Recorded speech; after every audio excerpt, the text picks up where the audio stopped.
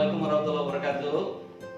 Saya hari ini pengen cerita bahwa di satu masa di zaman dahulu tentunya ada tersebut Ibrahim bin Adham. Beliau pada masa itu ingin ziarah ke Masjidil Aqsa di Palestina.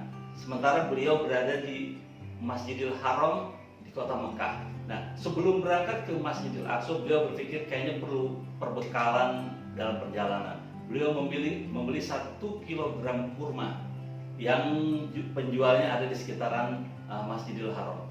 Pada saat kurma ditimbang, beliau melihat ada 1 butir kurma terjatuh. Maka beliau ambil, beliau cicipi, dan dia merasakan bahwa ini indah, ini nikmat banget, cocok untuk perjalanan.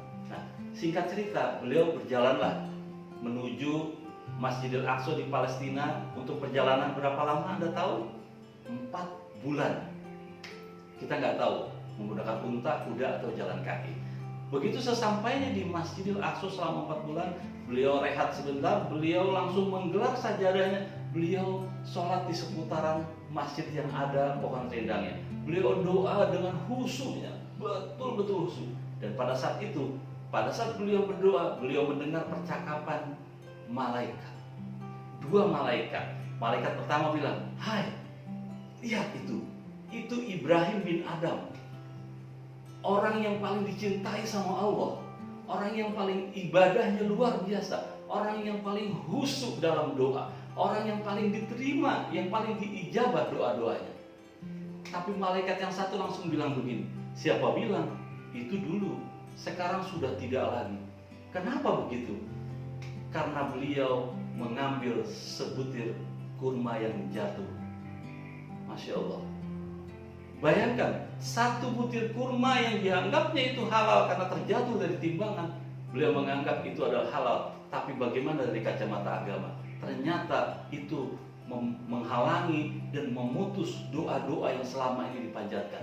Mendengar percakapan itu, Ibrahim bin Adham langsung terhenyak. Beliau kaget dan bilang, "Masya Allah, astagfirullahaladzim. Ternyata 1 kurma itu mampu menghalangi doa-doa saya, sholat-sholat saya, ibadah saya selama 4 bulan perjalanan dari Masjidil Haram ke Masjidil Aqsa."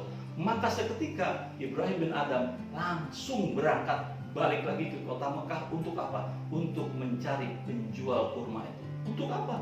Untuk meminta halal dan meminta maaf. Saya tidak ceritakan di sisi itu, tapi intinya, bayangkan 1 butir kurma yang kita anggap halal tanpa izin ternyata mampu menghalangi doa-doa kita, menghalangi ibadah-ibadah kita selama perjalanan hidup kita. Bagaimana dengan kita di kekinian? Kita selama ini sering melumrahkan itu. Selama ini kita selalu menganggap bahwa itu adalah hal yang wajar. Toh cuma 1 butir, itu baru kurma. Bagaimana di kejadian kita selama ini? Kita seringkali mengutip barang-barang orang. Kita seringkali mengambil barang-barang milik kantor, milik negara, entah milik siapapun yang kita anggap itu hal yang biasa. Toh tidak ada yang tahu. Ini cuma 1 butir kurma mampu menghalangi doa-doa dan ibadah kita selama masa hidup kita. Mudah-mudahan teman-teman, cerita sederhana ini membawa kita penyadaran. Mudah-mudahan kita selalu menganggap bahwa apa yang kita ambil, kita pikirkan halal atau tidak barang yang kita bawa pulang. Mudah-mudahan ada manfaatnya. Terima kasih. Assalamualaikum warahmatullahi wabarakatuh. Sampai ketemu.